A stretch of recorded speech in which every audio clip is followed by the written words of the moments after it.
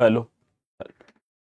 प्यारे साथी नमस्कार। मैं केशपाल कुमार स्वागत करता हूं आपके अपने परिवार रोजगार विद अंकित में।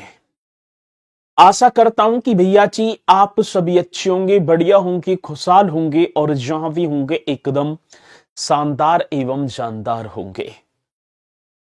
प्यारे साथी आप सभी को पता ही है कि हमारा एक बहुत ही शानदार ये बैच और इसी बैच में भैया जी आपके मंडल और एक शानदार तरीके से इस जो है मंडलों की कक्षा में यदि हम देखें तो बहुत बेहतरीन तरीके से हर पॉइंट आपको मैं कराता चल रहा हूं और बाकी तो आप करती चलेंगे एकदम शानदार तरीके से। राम जी, राधे राधे सर जी, बाल गोविंद वर्मा जी हैं, देवानंद सिंह हैं, संजना परिहार जी, गुड मॉर्निंग सर जी, प्रिया गुड मॉर्निंग सर जी, गुड मॉर्निंग जी। तो एक बार है सभी के सभी मेरे साथी जोरदार तरीके से मेरे साथ इस सेशन में जुड़ जाएंगे और फिर हम अपने इस सेशन को एक शानदार तरीके से स्टार्ट भी कर पा रहे होंगे।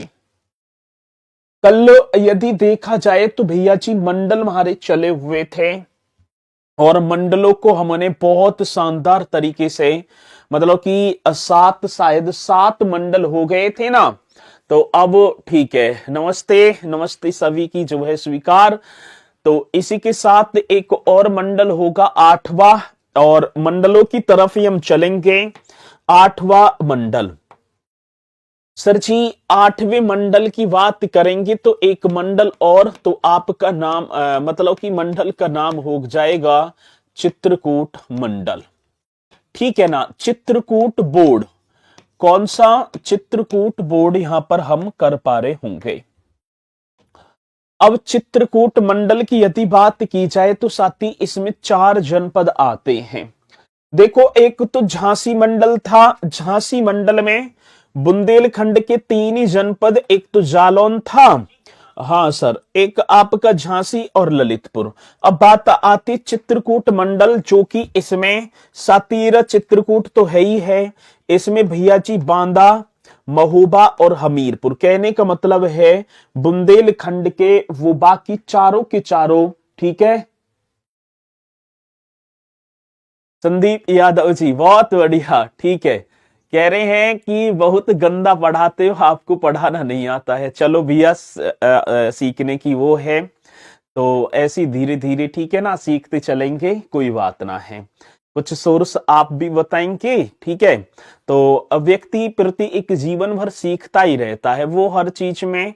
ठीक है, और मैं अपने सब्जेक्ट का मैं बोलूं तो अभी तो विद्यार्थी तो हूं, कोई भी अपने सब्जेक्ट का अभी तक गुरु ही ना बना। ठीक है, तो मैं तो भैया अभी विद्यार्थी हूं, तो सीख रहा हूं बढ़िया तरीके से और कोशिश करेंगे, धीरे धीरे सीख जाएंगे। आपने बताया भी है बहुत गंदा पढ़ाते हैं, तो इसमें सुधार करूंगा। ठीक है, तो चिंता करने की जरूरत नहीं है आप। चलो जी, तो ये ठीक है ना। हुँ? कोई ना, ठीक है। तो आप भैया जी इसमें तीन सॉरी चार जनपद होंगे चित्रकूट मंडल में। यदि जनपदों की मतलब डिस्ट्रिक्टों की बात होगी तो डिस्ट्रिक्ट हो जाएंगे चार। अब चार में एक तो आपका चित्रकूट, यहां भी देख लेंगे महोबा, हमीरपुर, बांदा। ठीक है, एक आपका क्या हो गया भैया जी, चित्रकूट हो ही गया। एक आपका जनपद कौन सा हो गया, चित्रकूट। एक मेरे साथी कौन सा, इसी से आगे की तरफ चलेंगे, बांदा। और बांदा के आगे आप देखो भैया जी महोबा, और महोबा से आगे आपको दिखाई पड़ेगा हमीरपुर। ठीक है जी, कौन सा, हमीरपुर। तो ये आपके चार जनपद और कौन से मंडल में आते हैं तो सर जी कैमरा सेट नहीं है।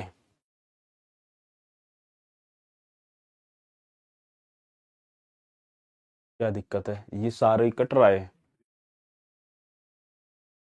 करो तो इसे ही ना, बुलाओ ना।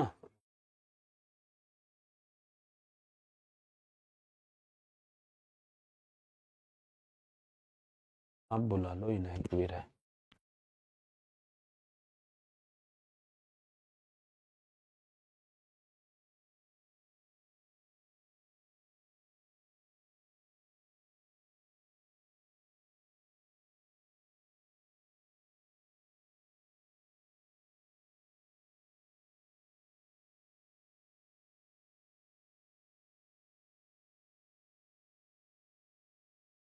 हाँ ठीक है, अब ना कटरा होगा, ठीक है, अब सही है।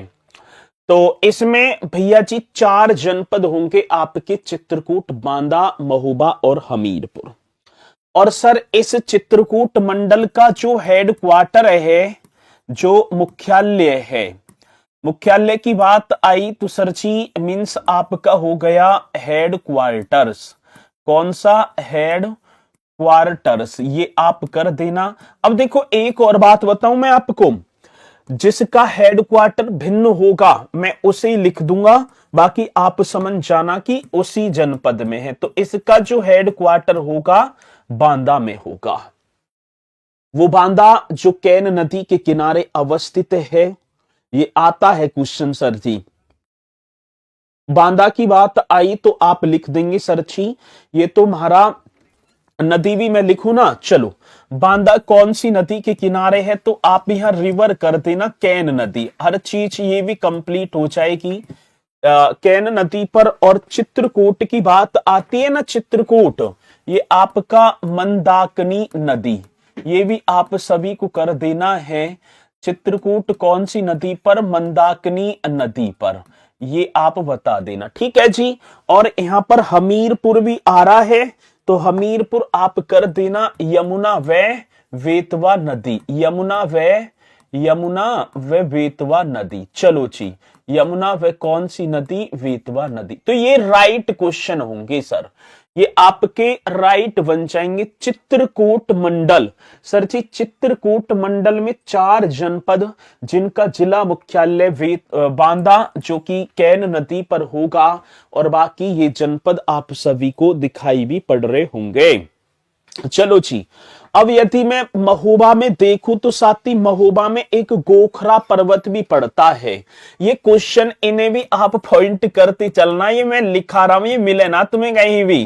गोखरा पर्वत, अब क्वेश्चन आए कि भैया जी गोखरा पर्वत उत्तर प्रदेश राज्य के, ठीक है, उत्तर प्रदेश राज्य के कौन से जनपद में है, तो आप बताएंगे महोबा जनपद में, ठीक है। अब एक और बात मैं आपको बताऊंगा, छोटी सी बात, इन पॉइंट को मैं यदि मंडल भी ऐसी कराता तो कल मेरा मात्र 15 मिनट का खेल था भाई, 15 भी मंडल बताता और 18 के 18 मंडल ने लिख देता और बता देता इनमें इतने जनपद हैं और ये जनपद हैं। तो मैं आपको सभी को ये वो एक्स्ट्रा पॉइंट भी कराता चल रहा हूं, यदि आपको ठीक है ना कहीं भी लगे, पहले तो उन्हीं पॉइंटों को मैं ऐड करूंगा, बाकी तो मैं टॉपिक वाइज जब चलूंगा तो आएंगी सारी चीजें। बट ये ऐसे कुछ क्वेश्चन जो महत्वपूर्ण हैं, जो आपको ना दिखाई पड़े कहीं, तो उन्हें मैं आपको बढ़िया तरीके से ठीक है यहां पर कराता चल रहा हूं भी,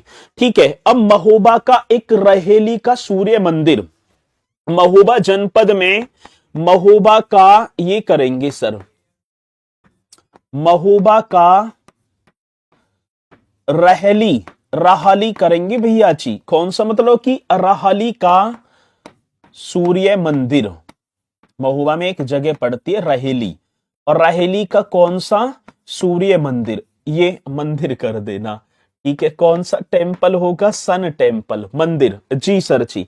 उत्तर भारत का कोणार्क कहा जाता है, उत्तर भारत का कोणार्क कहा जाता है, ठीक है। कोणार्क का सूर्य मंदिर आपने पढ़ा ओडिशा में, तो कोणार्क कहा जाता है, तो ये किसे कहा जाता है? रहेली का सूर्य मंदिर। अब क्वेश्चन आएगा कि रहेली का सूर्य मंदिर उत्तर प्रदेश राज्य के किस जनपद में स्थित है, जिसे उत्तर भारत का कोणार्क कहा जाता है, तो आप लिख देना सर जी महोबा में। एक गणेश बाग और है चित्रकूट में, सर जी कौन सी बाग की बात? तो यहां पर आप लिख देना गणेश बाग, एकदम राइट करेंगे सर। गणेश बाग ये कहां स्थित है? तो भैया जी आप लिखेंगे ये चित्रकूट में स्थित है। इसे मिनी खजुराहो कहा जाता है, इसे क्या बोला जाता है? तो आप एकदम राइट करेंगे मिनी खजुराहो। बहुत बढ़िया सर, मिनी खजुराहो कहा जाता है, मिनी खजुराहो कहा जाता है। तो अब क्वेश्चन पूछ लिया जाए कि उत्तर प्रदेश के निम्नलिखित में से किसे मिनी खजुराहो के नाम से तो गणेश बाग और साथी कहां चित्रकूट में अवस्थित होगा, जिसका कंस्ट्रक्शन पेशवा विनायक राव द्वारा करवाया गया था। इसका जो कंस्ट्रक्शन है इसका क्या होगा भैया जी, आप लिखेंगे कंस्ट्रक्शन पेशवा थे विनायक राव। तो आप बता देना सर जी, एक पेशवा का नाम था पेशवा विनायक राव। बहुत बेहतरीन क्वेश्चन, पेशवा विनायक राव। ठीक है, ये भी क्वेश्चन आ जाए कि गणेश बाग, जिसे गणेश बाग चित्रकूट में तो स्थित है, जिसे मिनी खजुराहो कहा जाता है, और मिनी खजुराहो इसका जो कंस्ट्रक्शन है पेशवा विनायक राव ने करवाया था। ठीक है, चलो जी, तो ऐसे ये पॉइंट बहुत इंपॉर्टेंट है जिन्हें आप ठीक है बता पा रहे होंगे। ठीक है, तो मिनी खजुराहो एक सर जी चरखारी, मैं आपको बताऊं, एक पड़ता है महोबा में, एक जगह पड़ती है चरखारी, एक जगह होगी सर जी चरखारी। और चरखारी कहां पड़ती है तो आप लिख देना सर जी, ये तो महोबा में। अब महोबा जनपद जहां की आला ऊदल थे, महोबा में एक जगह पड़ेगी चरखारी, और इस चरखारी को बुंदेलखंड का कश्मीर कहा जाता है। सर जी क्या कहा जाता है तो यहां नोट कर देना, बुंदेलखंड का, बुंदेलखंड का, बुंदेलखंड का कश्मीर, बुंदेलखंड का कश्मीर कहा जाता है। ठीक है, तो बुंदेलखंड का कश्मीर कहा जाता है। ये पॉइंट आप सभी को नोट कर लेना है। और ये चरखारी, और चरखारी कहां स्थित होगा सर जी, महोबा में होगा। यदि एक और देखा जाए साथी, चित्रकूट धाम जो मंडल है जनसंख्या की दृष्टि से उत्तर प्रदेश के सबसे छोटे मंडलों में गिना जाता है। क्यों? क्योंकि महोबा उत्तर प्रदेश का सबसे कम आबादी वाला जनपद, 2011 की जनसंख्या के अनुसार उत्तर प्रदेश का सबसे कम जनसंख्या इस महोबा में तो होगी 8,75,958। और सर जी तो अब देखो इनमें कम कम जनसंख्या पाई जाती है, तो चित्रकूट मंडल उत्तर प्रदेश का सबसे कम आबादी वाले जनपदों में भी गिना जाता है। ये पॉइंट आप याद करते चलना। सूरज पांडे जी, सर जी कालिंजर का किला, ये तो आम क्वेश्चन हो गया। ठीक है, और कालिंजर किले को मैं बताऊंगा। ठीक है ना, अभी तुमने तो कालिंजर किला ही पढ़ा है। ठीक है, और जिस दिन किले की बात आएगी तो मैं सारी चीज बताऊंगा कि कालिंजर के किले का कंस्ट्रक्शन किसने करवाया। हुमायूं व शेर शाह सूरी जिसने अपने प्राणों को न्यौछावर कर दिया लेकिन जीत ना पाए, बाद में अकबर ने जीता, मानसिंह को ठीक है उपहार में दे दिया। उसके बाद 1812 ईस्वी में अंग्रेजों ने अधिकार कर लिया। कालिंजर के किले के अंदर कौन कौन सी प्रमुख स्थलें, सारी चीजें होंगी। आप धैर्य तो पकड़ो, आपने मात्र कालिंजर ही पढ़ा होगा, कालिंजर का किला, लेकिन कालिंजर किले के बारे में तो मैं भरवा दूंगा 2 पर्चा, तुम क्यों चिंता कर रहे हो। ठीक है, चलो, तो ये एकदम राइट होगा भी, किले ना आने तो दो। चरखारी महोबा बुंदेलखंड का इसे कश्मीर कहा जाता है। और सर एक नदी होगी बाघे नदी। भैया जी आपने पढ़ी है कभी बाघे नदी?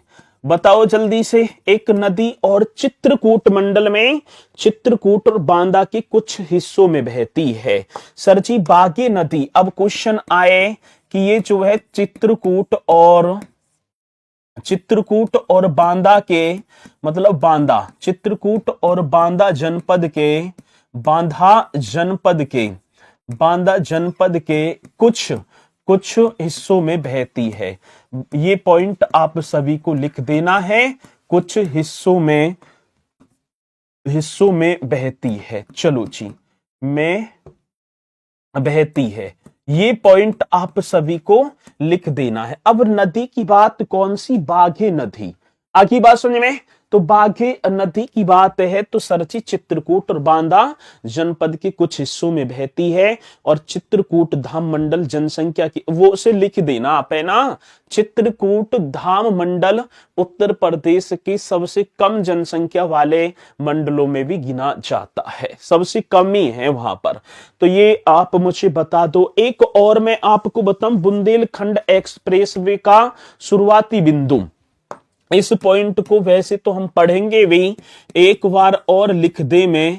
बुंदेलखंड एक्सप्रेसवे का, जी सर, बुंदेलखंड एक्सप्रेसवे का, एक्सप्रेसवे का शुरुआती बिंदु।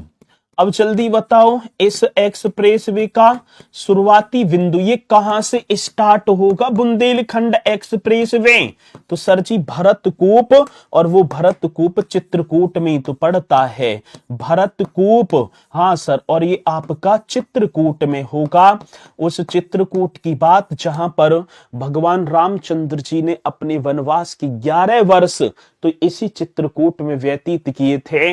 यहाँ कामदगिरी पर्वत भी स्थित होगा सर जी, कामदगिरी। आए क्वेश्चन की कामदगिरी पर्वत किस जनपद में है?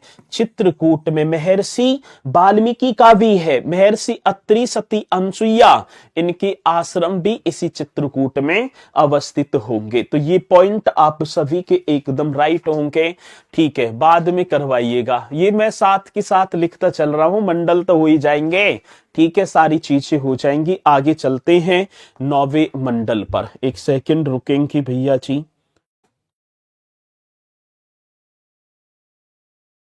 अच्छा,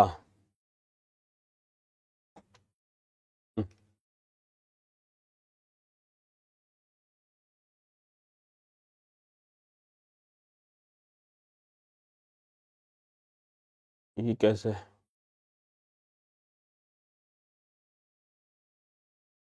एक सेकंड रुक जाएंगे, चलो इतने लिख लो आप, कानपुर मंडल, ठीक है जी, इतने आप लिख लो कानपुर मंडल।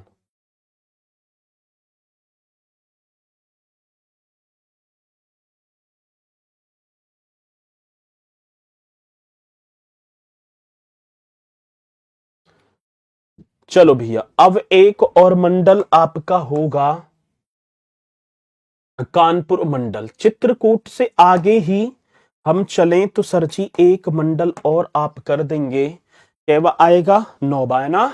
नौवा मंडल होगा जिसका नाम होगा कानपुर मंडल। नौवा मंडल कानपुर मंडल। अब मुझे ये बता दो कि इस कानपुर मंडल में कितने जनपद हैं? कानपुर मंडल में कितने जनपद? स्पीड के साथ बताएंगे। कानपुर मंडल, ठीक है, कानपुर में कितने जिले हैं? तो 6। इसमें जिले कितने होंगे सर जी? 6। अब आप देखेंगे ये रहा ना कानपुर, कानपुर। अब इसके आसपास जो लगे हुए हैं, जैसे कानपुर नगर होगा, कानपुर देहात तो है ही, ये रहा कानपुर देहात इसी के बराबर में है, ठीक है जी। और इससे भैया जी इटावा, पहले एक बार लिख लेंगे फिर बताता हूं। फर्रुखाबाद, कन्नौज और औरैया, ये सारे हैं, ये दिखाई पड़ रहे हैं, उन्नाव, ये ठीक है ना, औरैया, इटावा, ये सारे के सारे किस में है? कानपुर में। तो आप लिखेंगे सर जी, एक हो गया आपका कानपुर नगर। देखो कानपुर नगर और कानपुर देहात अलग अलग हैं। एक कानपुर नगर, एक भैया जी कानपुर देहात। एक कौन सा हो गया? कानपुर देहात, ठीक है। एक आपका इटावा, इटावा जी। एक भैया जी औरैया, एक आपका बन जाएगा औरैया। एक आपका मेरे साथी फर्रुखाबाद। एक कौन सा हो गया? फर्रुखाबाद, ठीक है जी। कानपुर नगर, कानपुर देहात, इटावा, और एक आपका हो गया वे कन्नौज। देखियो हो गए 6। वे कौन सा? इत्र नगरी। इसमें कौन सा? तो आप देख लो सर जी, कानपुर नगर, कानपुर देहात, ठीक है जी, और कानपुर देहात, इटावा, औरैया, फर्रुखाबाद, और जी के क्या हो गया? कन्नौज। यहां तक कंप्लीट है। अब ये तो आप सभी को पता ही होगा सर जी कि मतलब कि कन्नौज को इत्र नगरी, महादेवी वर्मा का जन्म फर्रुखाबाद में पांचाल नगर भी बोला जाता था, औरैया सारस conservation reserve centre, Etawah lion safari park, ये सारी चीजें तो हैं। लेकिन कानपुर को ब्रिटिश काल में पूर्व का एडिनबर्ग कहा जाता था। ठीक है, किसको कहा जाता था?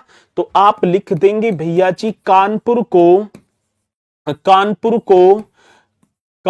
को ब्रिटिश काल में, कौन से काल की बात है तो सरची, कानपुर को ब्रिटिश काल में, ठीक है, पूर्व का एडिनबर्ग। अब एडिनबर्ग आप पता है एडिनबर्ग क्या था? तो एडिनबर्ग था स्कॉटलैंड की राजधानी। ठीक है, एडिनबर्ग कहा जाता था, ये आपको राइट कर देना है। अब क्वेश्चन पूछ लिया जाए कि उत्तर प्रदेश के किस जनपद को ब्रिटिश काल में, उत्तर प्रदेश का वो कौन सा जनपद है जिसे ब्रिटिश काल में पूर्व का एडिनबर्ग कहा जाता था? तो आप बताएंगे सरची कानपुर को। और ये एडिनबर्ग जो होगी ना, एडिनबर्ग ये स्कॉटलैंड देश की राजधानी है, ये स्कॉटलैंड की कैपिटल थी, स्कॉटलैंड की राजधानी। ठीक है, तो इसलिए मतलब कि ब्रिटिश काल में इसे क्या बोला गया है? पूर्व का एडिनबर्ग। ठीक है, झंडा ऊंचा रहे हमारा, एक बात बताओगे? ठीक है, झंडा ऊंचा रहे हमारा, ये जो गीत है ये किसने दिया है? ठीक है, जल्दी बताओ कि भैया जी। तो सर जी एक जिले में सब कराएगा प्लीज। अच्छा, तो आपका देखो कन्नौज तो हो गया, येरा, औरैया भैया जी ये आपका वसराई है, ये इटावा हो गया यहां पर, ठीक है ना, ये आपका कानपुर देहात हो गया, ये आपका कानपुर नगर है ही है, ठीक है, और इसी के साथ ये आपका फर्रुखाबाद। तो ये जनपद हो गए 1 2 3 4 5 6, ये 6 के 6 जनपद आपके आते हैं भैया जी कानपुर मंडल में। ठीक है, किसमें? कानपुर। श्यामलाल गुप्त, बहुत बढ़िया, श्यामलाल गुप्त पार्षद, झंडा ऊंचा रहे हमारा गीत के रचयिता, ये कानपुर के रहने वाले थे। ये पॉइंट और लिख देना।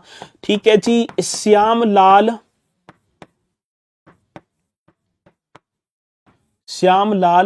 पार्षद ऐसी तो है, मतलब नाम आपने पढ़ा होगा। झंडा ऊंचा रहे हमारा, झंडा ऊंचा रहे हमारा, झंडा ऊंचा रहे हमारा। ठीक है, गीत के रचयिता, गीत के क्या होंगे सरची? रचयिता। इस तरीके से आप लिखेंगे रचयिता, कानपुर के रहने वाले थे। कहां के? कानपुर के रहने वाले थे, कानपुर के रहने वाले थे। ये भी आप सभी को लिख देना है। चलो जी, अब इसमें 6 जनपद आपके कानपुर मंडल में बन पा रहे होंगे। कितने सरची? ठीक है, कहा जाता है कानपुर या कानपुर, पहले तो कानपुर नगर ही तो था, कानपुर को, कानपुर देहात को ना, कानपुर को। ठीक है, चलो, तो ये पॉइंट एकदम राइट। और इसी के साथ भैया जी 10वें मंडल पर और चलेंगे, और 10वां मंडल आप कर दो लखनऊ। ठीक है, 10वां मंडल आपका हो जाएगा लखनऊ। एक और मंडल सरची, 10वां मंडल आपका बनेगा लखनऊ। कानपुर देहात तो अब बना है, लखनऊ मंडल। अब देखो, एक आपका कानपुर, लखनऊ और मेरठ, ये तीनों के तीनों सबसे बड़े मंडल होंगे क्योंकि इनमें 6-6 जनपद हैं। अब इसमें भी भैया जी कितने जनपद होंगे? 6 जनपद होंगे। अब लखनऊ की तरफ हम चले तो भैया जी ये आपका बन गया पूरा का पूरा क्या? लखनऊ। ठीक है, अब लखनऊ में आप देखेंगे एक तो सीतापुर आ जाएगा, बाराबंकी, रायबरेली, उन्नाव, हरदोई, वही जो एससीआर में आ रहे हैं, वही जनपद होंगे मेरे साथी जो एससीआर में आ रहे थे। तो आपका क्या हो गया? एक तो लखनऊ हो गया भाई, क्वेश्चन आ जाता है लखनऊ मंडल में, लखनऊ तो है ही, उन्नाव, रायबरेली, सीतापुर, एक आपका हो गया सरची उन्नाव, एक आपका बनेगा रायबरेली, उन्नाव, रायबरेली, और एक आपका होगा सरची सीतापुर, उन्नाव, रायबरेली और क्या सीतापुर। ठीक है, ये आपको मानचित्र में भी दिखाई पड़ रहे होंगे। हरदोई वे, एक और होगा 1 2 3 4 5 लखीमपुर खीरी। अब देखो एक क्वेश्चन ऐसे आ जाएगा कि क्षेत्रफल की दृष्टि से उत्तर प्रदेश का, अब ऐसे सीधा सीधा क्वेश्चन ना पूछकर, ठीक है, कानपुर देहात कोई जिला नहीं है। कौन कह रहा है ना जिला है? ए भैया, कानपुर देहात कोई जिला नहीं है। बहुत बढ़िया, शाबाश। कल मैंने लिखवाया था कानपुर देहात का मुख्यालय क्या है, और कानपुर देहात का पहला जो नाम, जब गठन हुआ, पहला नाम क्या था बताना। आप अपने आप ही कुछ भी चल रहा है कि कानपुर देहात कोई जिला नहीं है। बहुत बढ़िया। चलो जी, और एक और बात क्वेश्चन है कि उत्तर प्रदेश का क्षेत्रफल की दृष्टि से सबसे बड़ा जनपद लखीमपुर खीरी, जो 7680 वर्ग किलोमीटर में है, ये उत्तर प्रदेश की कौन से, ठीक है, उत्तर प्रदेश की कौन से मंडल में है? तो आप लिखेंगे लखनऊ मंडल में। यही तो क्वेश्चन है। ठीक है, और इस लखनऊ में एक जनेश्वर मिश्र पार्क है, जो एशिया का सबसे, ठीक है, एशिया का सबसे बड़ा क्या होगा भैया जी? एशिया का सबसे बड़ा लखीमपुर खीरी ये रहा ना, ठीक है ना, एशिया का सबसे बड़ा क्या होगा? पार्क है। तो आप देखेंगे भैया जी, एक नाम और पढ़ेंगे, जनेश्वर मिश्र पार्क। ये आप सभी को बता देना है, कौन सी? जनेश्वर मिश्र पार्क। और ये जनेश्वर मिश्र पार्क कहाँ स्थित है? तो सर जी आप राइट करेंगे लखनऊ में। ये आप कर देना लखनऊ में।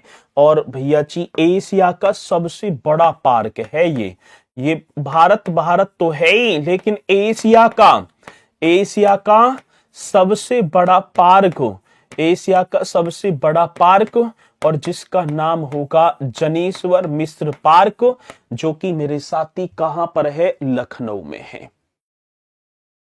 ठीक है, आगे बात समझ में, बहुत बेहतरीन क्वेश्चन है जो कि आप बता पा रहे होंगे। ठीक है,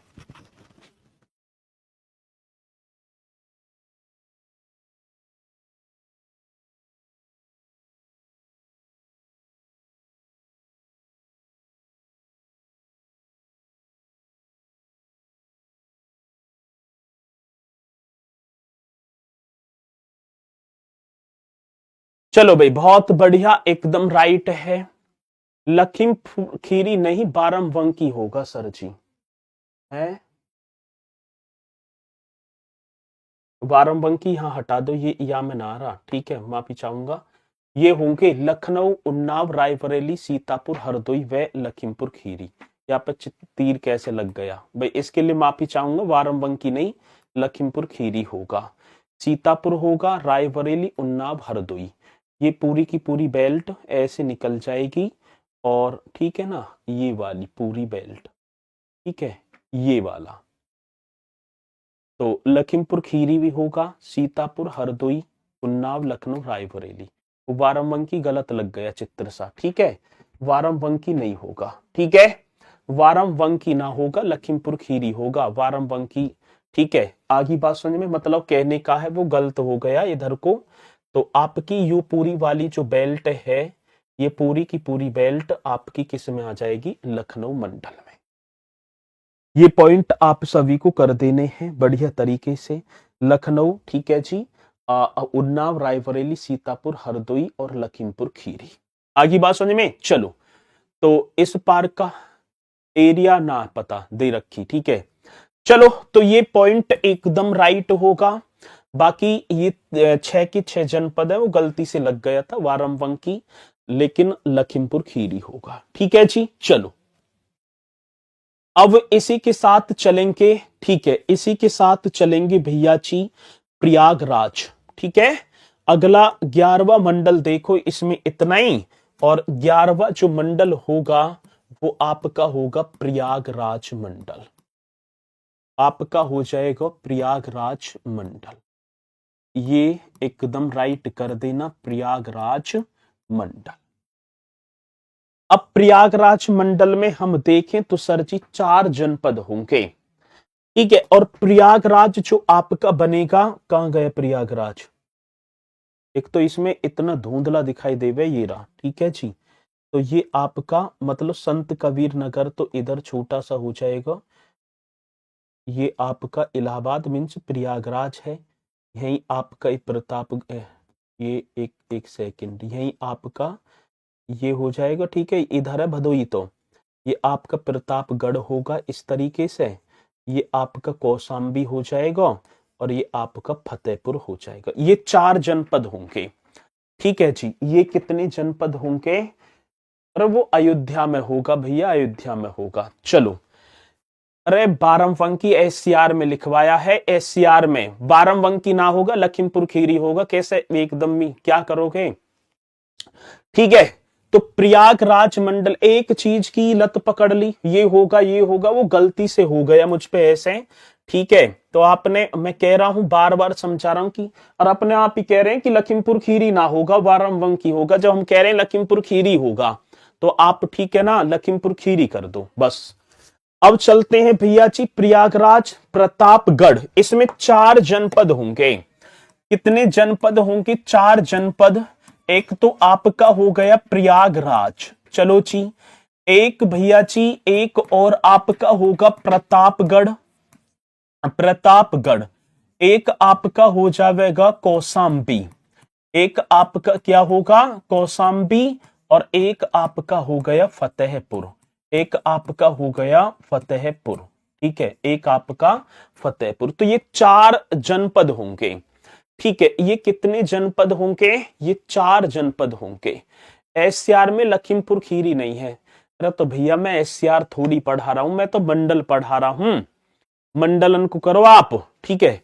तो प्रयागराज, प्रतापगढ़, कौशाम्बी और फतेहपुर, ये आपके किस में होंगे, प्रयागराज मंडल में। 4 जनपद होंगे सरछी, ठीक है। अब देखो प्रयागराज की बात होगी, क्षेत्रफल की दृष्टि से उत्तर प्रदेश का सबसे बड़ा जनपद होगा। आगे बात समझ में, ठीक है।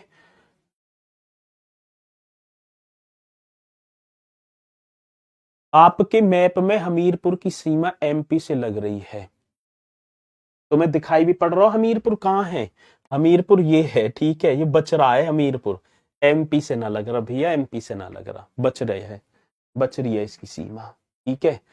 चलो जी, अब इसी के साथ हम देखें तो प्रयागराज को साहित्यिक राजधानी भी बोला जाता है। उत्तर प्रदेश के कौन से जनपद को साहित्यिक, ठीक है ना, साहित्यिक राजधानी भी कहा जाता है। और एक और बात मैं आप सभी को बताऊं, इस प्रयागराज को प्रधानमंत्रियों का शहर भी कहा जाता है। देश का पहला फ्लोटिंग रेस्टोरेंट यहीं पर खोला गया है, ये भी पॉइंट आपको लिख देना है। देश का पहला, देश का क्या होगा सरची, देश का पहला फ्लोटिंग रेस्टोरेंट, ये बताइए कहां खोला गया है। कितना बेहतरीन क्वेश्चन होगा कि देश का पहला फ्लोटिंग रेस्टोरेंट ये कहां, तो आप लिख देना प्रयागराज में। ये बात समझ में। और यमुना नदी के तट पर, तो फ्लोटिंग रेस्टोरेंट हो गया प्रयागराज में, प्रयागराज में यमुना नदी के तट पर। कौन सी नदी होगी, यमुना नदी, यमुना नदी के तट पर। आगे बात समझ में, यमुना नदी के तट पर। तो अब क्वेश्चन आ जाए कि देश का पहला फ्लोटिंग जो रेस्टोरेंट है, ये रेस्टोरेंट आप लगा देना सर जी। देश का पहला फ्लोटिंग रेस्टोरेंट प्रयागराज में यमुना नदी के तट पर। यहीं पर एक क्वेश्चन आया सर जी, यमुना नदी बहती है ना, ये यमुना नदी मंडल के किस जिले से प्रवेश करती है, ऐसा ही क्वेश्चन बन रहे हैं आजकल। अब हमसे क्वेश्चन पूछा गया कि यमुना नदी मंडल के किस जनपद से प्रवेश करती, यमुना नदी इस जब मंडल में आएगी, यमुना नदी जो है मंडल के किस जिले से प्रवेश करती है, मंडल के, यमुना नदी मंडल के किस जिले से प्रवेश करती है?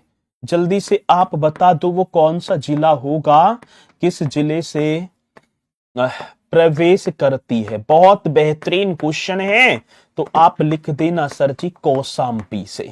बाद में अब देखो ये रहा ना कौशाम्बी, यहाँ ये कौशाम्बी फतेहपुर में नहीं आएगी, इधर होती हुई तो कहाँ, मतलब इधर से आएगी ना, किधर से होती हुई बुंदेलखंड से निकलती हुई तो कौशाम्बी में प्रवेश करेगी, कौशाम्बी में, ठीक है। और प्रयागराज में जाकर गंगा में मिल जाएगी। ये भी तो है, ये पॉइंट आप सभी को नोट कर देना है, कौशाम्बी। बहुत बढ़िया सर जी।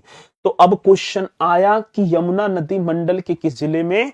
कौशाम्बी। यहीं पर वल्हापारा झील भी है, एक झील और लिख देना है वल्हापारा, ठीक है।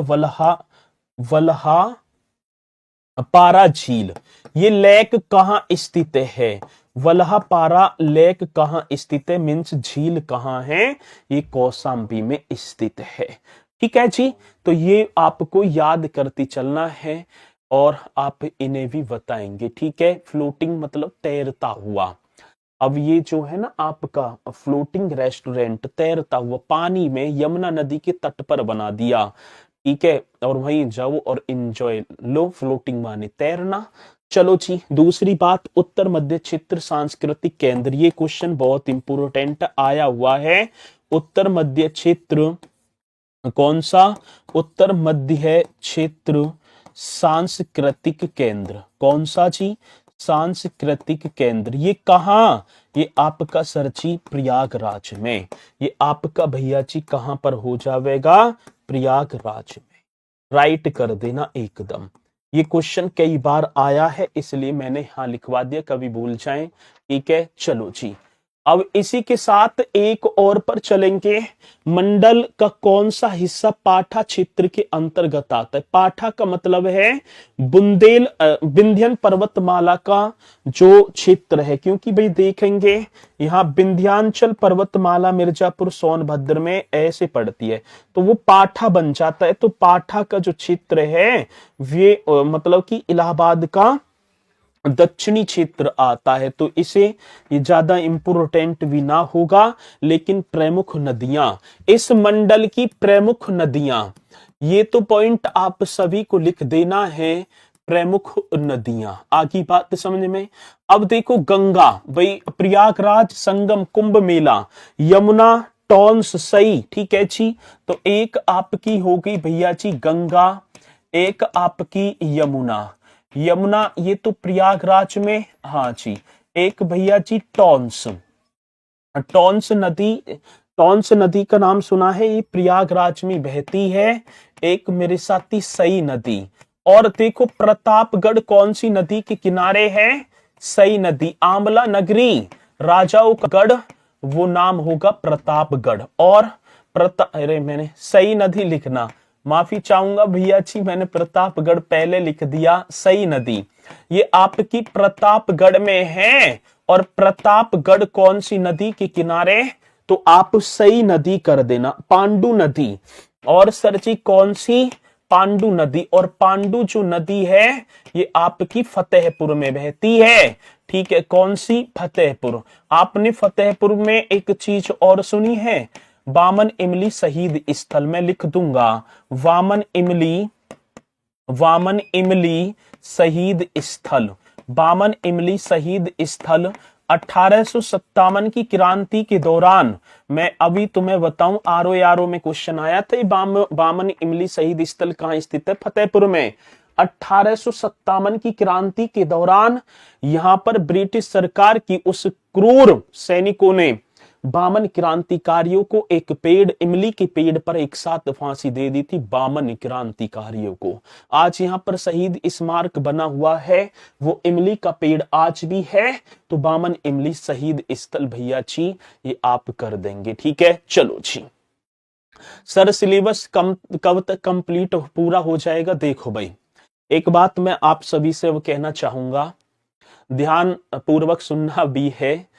सिलेबस भी कंप्लीट होगा, लेकिन कंप्लीट होगा मेरे अनुसार, ठीक है।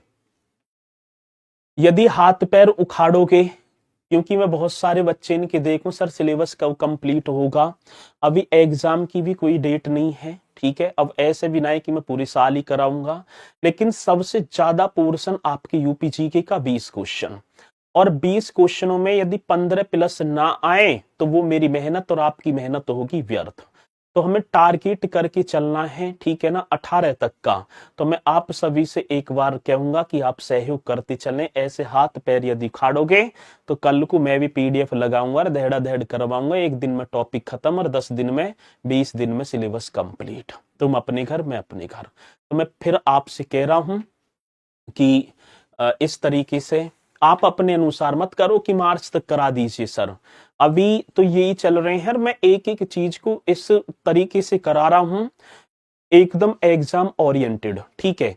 आपने या तो यूपी ट्रिपल एससी का एग्जाम ना दिया तब आप इतनी जल्दी कर रहे हैं, ठीक है। यूपी ट्रिपल एससी के एग्जाम ऐसे ही, पता है कैसा क्वेश्चन आएगा, 1857 की क्रांति के दौरान, ठीक है ना, 1857 की क्रांति के दौरान अंग्रेजों से लड़ाई लड़ने वाली महावीरी दलित महिला महावीरी देवी का संबंध किस जनपद से है। पढ़ा कभी महावीरी देवी? ऐसे क्वेश्चन आएंगे। 1857 क्रांति के दौरान चर्बी लगे कारतूसों की जानकारी सर्वप्रथम मंगल पांडे को माता दीन भंगी ने दी थी। माता दीन भंगी उत्तर प्रदेश के किस जनपद के थे? तो भैया इन चीजों को मैं बहुत बढ़िया तरीके से कराऊंगा। मैं प्लीज, यदि आपको कक्षा ना लेनी तो आप बाद में कर लेना, पर हाथ पैर मत फैलाना। इस तरीके से यदि आप कहते हैं ना तो फिर मुझे भी लगता है कि जल्दी जल्दी करो, ठीक है। चलो ठीक है, तो हाँ, तो इस तरीके से ना करेंगे। आगे बात समझ में? चलो मैं अपने अनुसार ही लेकर चलूंगा। और इन पांडु नदी उत्तर प्रदेश के कौन से जनपद में? फतेहपुर, बामन इमली शहीद स्थल। अब दूसरी एक और बात हो गई, एरई घाट। एरई एक घाट होगा, एक घाट और होगा भैया जी, एरई घाट। ये पढ़ा है कभी एरई घाट? ये कहां पर है ये भैया जी? कौशाम्बी में ना, फतेहपुर में होना चाहिए, हाँ फतेहपुर में ही है। एरई घाट कहां पर होगा भैया जी? ये वो ही बामनी इमली शहीद स्थल, एरई घाट फतेहपुर। इसे मिनी बनारस कहा जाता है। इस घाट को कभी आप फतेहपुर समझ लो, इसे क्या कहा जाता है? मिनी बनारस कहा जाता है। बहुत बढ़िया सर जी, मिनी बनारस। अब क्वेश्चन आ जाए कि निम्नलिखित में से किस घाट को मिनी बनारस कहा जाता है? एरई घाट को गंगा नदी के उत्तर वाहिनी, ठीक है ना, यहां पर जो गंगा नदी उत्तर की ओर बहने वाली होती है, ठीक है, ये आपका गंगा नदी पर ही होगा। एरई घाट मिनी बनारस किसे कहा जाता है? तो आप राइट कर देंगे सर जी, ठीक है ना। ये आप करेंगी भैया जी, एरई घाट ये आपका हो गया फतेहपुर में मिनी बनारस का। अब इसी के साथ हम अगला मंडल और कर लेंगे, एक और क्या हो गए, 12वां आना चाहिए, 12वां आएगा वाराणसी मंडल। एक और मंडल मेरे साथी, वाराणसी, ये आप हेडिंग डालेंगे वाराणसी। अब वाराणसी मंडल आप एकदम राइट तरीके से करना होगा, वाराणसी मंडल। चलो अब वाराणसी मंडल की बात है तो इसमें भैया जी 4 जनपद होंगे, ठीक है। अब वाराणसी की तरफ हम चलेंगे तो ये आपका वाराणसी होगा सर जी, ये आपका क्या हो गया? वाराणसी। और वाराणसी में हम देखें तो सर जी आपका चंदौली भी होगा, भाई इसी में होगा चंदौली, चंदौली इसी में होना चाहिए, हाँ। सोनभद्र, मिर्जापुर, भदोई, ये आपके मिर्जापुर में सही है। एक तो ये हो गया चंदौली, एक गाजीपुर हो गया इसी में, ठीक है जी। एक कौन सा हो गया? गाजीपुर। एक भैया जी आपका जौनपुर, आजमगढ़ मंडल होगा ही, ठीक है। एक आपका जौनपुर हो जाएगा और एक और बचा, कौन सा बन जाएगा? वाराणसी, जौनपुर, गाजीपुर। वाराणसी, जौनपुर, गाजीपुर कहाँ है? और यही तो है, 4 हो तो गए, 4 यही तो है, तो वाराणसी लगाकर 4 ही बन जाएंगे, ठीक है। वाराणसी को लगाकर 4 वाराणसी मंडल। तो सर वाराणसी, जौनपुर, गाजीपुर और चंदौली ये होंगे, ये मैंने बताई थी, ये वाराणसी, चंदौली, गाजीपुर, जौनपुर। वाराणसी जी सर जी, एक आप हो गया वाराणसी, चंदौली, चंदौली, गाजीपुर काशी की बहन कहा जाता है, गाजीपुर, ठीक है, गाजीपुर को। और आपका हो गया जौनपुर, जैसे सिराज ए हिंद, जौनपुर तो आएगा भी, सिराज ए हिंद की नगरी, गाजीपुर को काशी की बहन, भैया जी किसकी, काशी की बहन कहा जाता है। एकदम राइट कर देना जी, बहुत बढ़िया, काशी की बहन, वाराणसी, चंदौली, गाजीपुर, जौनपुर, काशी की बहन, ठीक है। और वाराणसी तो गुलाबी मीनाकारी के लिए एक हस्तशिल्प कला है, वाराणसी में इसका जिला मुख्यालय होगा, ठीक है। गुलाबी मीनाकारी एक हस्तशिल्प है, ये कौन होगा भैया जी, गुलाबी मीनाकारी, एकदम राइट क्वेश्चन होगा, गुलाबी मीनाकारी, मीनाकारी ये हो गया, ठीक है। तो आप 4 जनपद, ठीक है, सोनभद्र मिर्जापुर में आएगा, मिर्जापुर, सोनभद्र और भदोई, ठीक है, ये जनपद होंगे। और अब देखेंगे भैया जी, देश का पहला मल्टी मॉडल टर्मिनल कहां बना है, तो वाराणसी में ही तो है। तो वाराणसी में देश का पहला, ये मैंने देख लो करंट भी साथ के साथ कराता चल रहा हूं, देश का पहला multi modal terminal, multi modal terminal ये कहां बना है। अब आप सोच रहे होंगे कि गुरुजी इनको ये सारी चीजें एकदम लिख लाए कहीं से या याद कर लाए, ये मैंने जोड़े हैं पॉइंट, ठीक है, एक मंडल निकलने में बहुत समय जाता है। देश का पहला मल्टी मॉडल टर्मिनल ये आपका वाराणसी में ही है, साथी गंगा नदी पर, ठीक है, कहां, वाराणसी में। और कौन सी नदी होगी सरची, वाराणसी में गंगा रिवर पर, गंगा नदी पर, आकी बात समझ में ना। तो देश का पहला मल्टी मॉडल टर्मिनल ये बन जाता है। और सरची मंडल की प्रमुख नदियां, आज नदियों की बात करेंगे। चलो जी, अब नदी, इस मंडल में बहने वाली नदियां, तो अब नदियों की बात आती भैया जी इस मंडल में, मतलब कि वाराणसी में पूरे में, गंगा, गोमती, वरुणा, अस्सी, ठीक है ना, गंगा नदी हो गई एक सरची, गोमती और वरुणा व अस्सी नदियों के नाम पर ही तो, ठीक है ना, इसका नाम क्या पड़ा, वाराणसी पड़ जाता है, वरुणा व अस्सी ये दो ही नदियां थी। तो एक कर्मनासा और गंडक नदी, कर्मनासा और साथी और क्या हो गया, गंडक नदी। और भैया जी गंडक नदी, बहुत बेहतरीन क्वेश्चन है, आएगा क्वेश्चन तो बताएंगे। गंगा, गोमती, वरुणा, अस्सी, कर्मनासा और गंडक नदी। परमवीर चक्र विजेता शहीद अब्दुल हमीद खान 1965 युद्ध के नायक रहे थे, वे उत्तर प्रदेश की गाजीपुर जनपद के थे, ठीक है। ये एक हस्तशिल्प, जैसे चिकनकारी है ना लखनऊ की कपड़े पर, ठीक है ना, छपाई की जाती है, ऐसी भैया गुलाबी मीनाकारी भी वाराणसी की हस्तशिल्प कला है एक। परमवीर चक्र विजेता कौन से होंगे सरची, नाम आपने पढ़ा होगा, परमवीर चक्र विजेता, राइट क्वेश्चन है। परमवीर चक्र विजेता शहीद अब्दुल, ठीक है, कौन से, तो एकदम राइट करेंगे, शहीद अब्दुल ये 1900, मतलब हमीद खान 1965, हमीद खान ये करेंगे सर, हमीद खान 1965 के युद्ध के नायक थे, 1965 के युद्ध के नायक, ये बताएंगे 1965 के युद्ध के नायक। इनका जो जन्म है धामुपुर गांव, कौन सा, तो आप लिखेंगे सर जी, मतलब कि धामुपुर, बहुत बढ़िया, धामुपुर गांव। और ये गांव कहां पड़ेगा, गाजीपुर में। ये कहां के रहने वाले थे, धामुपुर गांव गाजीपुर के।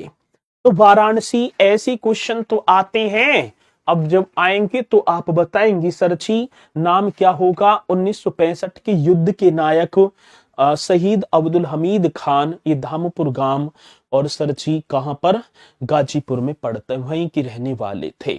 और वाराणसी में स्थित रुद्राक्ष कन्वेंशन सेंटर भी बना है यहीं पर।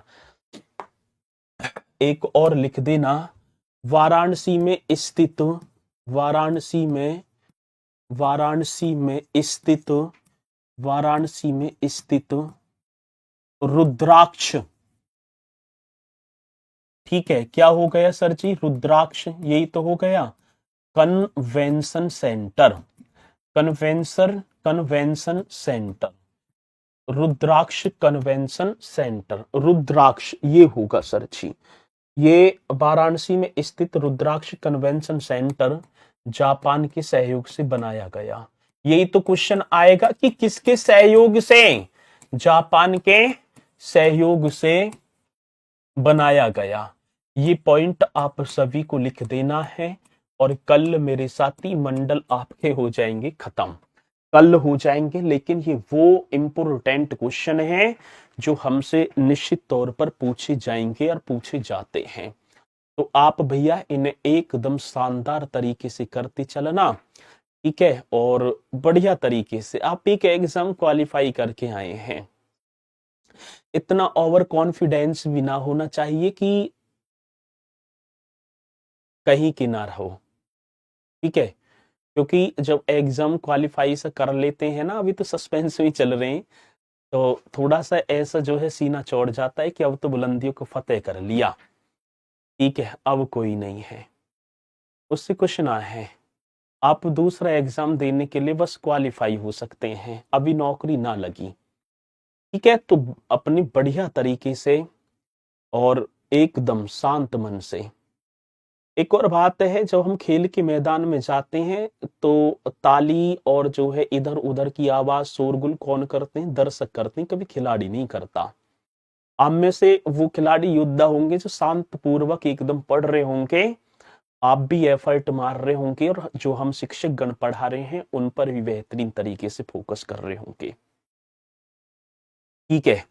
अभी मैं देखूं हूं, जैसे ग्रुप ओपन हुआ, यहाँ भी एक भैया ने लिख दिया था कि आप बहुत गंदा पढ़ाते हैं, आप पर पढ़ाना नहीं आता। कोई ग्रुप में लिख देता है सर, सरन को भी टैग करते हैं, मुझे भी टैग कर देते हैं कि टीचर चेंज, ये चेंज, कहीं ना कहीं अपने अंदर भी तो कमी होगी। और जो शिक्षक गण पढ़ा रहे हैं, आप स्वतंत्र हो, एक बार अदर भी पढ़ के देखना, जब बताना सर जी यूपीजी के या कंप्यूटर या जो भी सब्जेक्ट है तुमसे वहां ऐसा बढ़िया पढ़ा रहे, एक बार देखना, जब पता चलेगी। तो इन चीजों को करते चलना है, ठीक है, और इतना भी ओवर कॉन्फिडेंस में मत जाना। यदि यहाँ आपके सामने पढ़ाने आए हैं ना कुछ तो बात होगी। आप कंपटीशन में जुड़े हुए हैं तो कंपटीशन में हम भी जुड़े हुए हैं, मैं भी, ठीक है, वर्तमान में आज भी वही प्रिपरेशन, वही चीजें आज भी कंटिन्यू चलती रहती हैं। आप पेट क्वालिफाई करके आए हैं, मैं यूपी ट्रिपल एससी की मैंने 5-6 बैच पढ़ा भी थी, मुझे पता है क्या चीज क्या चल रही है, ठीक है। तो इसलिए भैया जी आप धैर्य पूर्वक बढ़िया तरीके से करते चलना। और कुछ जैसे अभी एक और लिख रहे हैं सर जी यूनेस्को में शामिल उन्हें और करा दो, ये सारी चीजें होंगी, आप बेचिंतित रहें, ठीक है ना। ऐसे ना है कि अभी जो है बोल दिया जाता है हमारे गांव में गुड़ का घस्सा एकदम मान लो, खत्म, साइट से ही काम ना चलेगा, कॉपी भर जाएगी, ठीक है। चलो तो इन्हें करते चलना बढ़िया तरीके से। मुलाकात करूंगा कल एक और बेहतरीन से, यहीं से आगे स्टार्ट करेंगे तो सभी बोलेंगे सर जय हिंद जय भारत।